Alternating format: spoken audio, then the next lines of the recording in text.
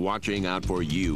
This is Storm Team 8. Once again, a very nice Saturday. We did see the clouds increase in the second half of the day, but we're staying dry. Even with the increase of those clouds, they really don't mean much besides sky decoration out there. And currently on Storm Track Live radar, dry conditions out there. But as I expand the radar view, you can see off toward northwest, there are a few showers rolling across the western UP and into northwest lower Michigan. These will stay north of US 10, heading towards the Cadillac area, Reed City, and eventually around the Houghton Lake area. But they'll stay north of us. I think we'll have to wait until later tomorrow for our chance of rain and a possibility of a thunderstorm. The slight risk area, well, just clips the southeastern part of our viewing area from Kalamazoo over to Niles area, right up to Lansing to the south and east. What's going to happen tomorrow is a cold front will be marching through, and it's going to intersect the peak heating of the day in the southeastern part of the state. So that's why the slight risk is kind of configured the way it is, if you will. But with that being said, I think the chance is fairly slim that we see severe weather.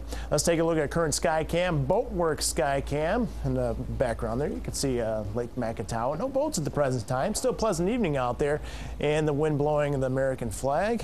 Oh, glory, just ever so slightly.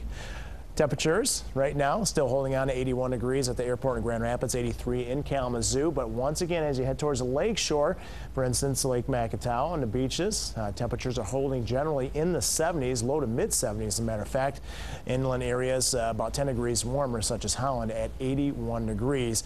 And we're going to see essentially these clouds continue right overhead. You can see the extent of the clouds all the way back to the Minneapolis area, even west of Des Moines at the present time. High pressure is going to drift to the east. But if you look way toward northwest in southern Canada, that's the cold front I was talking about that will give us our chance of showers and thunderstorms tomorrow. So we're going to continue with the clouds for much of the next 24 hours. I think eventually later tomorrow, behind that cold front, we'll start to break up some of those clouds.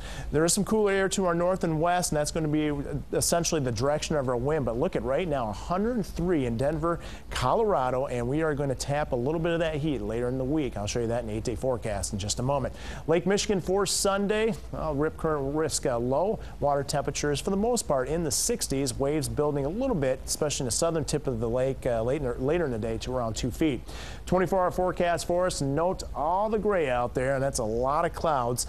We'll see 6 o'clock temperatures right around 65 degrees, so a fairly mild night. And tomorrow, you can see a couple wisps of a few showers rolling through. Temperatures by noon in the mid 70s, and then you'll note a few showers and even some thunderstorms developing just prior to 6 o'clock, and 82 degrees in Grand Rapids at that point, 84 in the Sturgis area. And then we start to clear things out from northwest to south and east, and hopefully we'll see a little bit of a sunset later tomorrow. Here's a Storm Team 8-day forecast. Cooling off a little bit, kind of a dry but a very sunny weather pattern Monday, Tuesday, even to Wednesday. And then the heat builds in midweek and thereafter with 90s expected for Thursday and Friday, possibly even 94 on Thursday.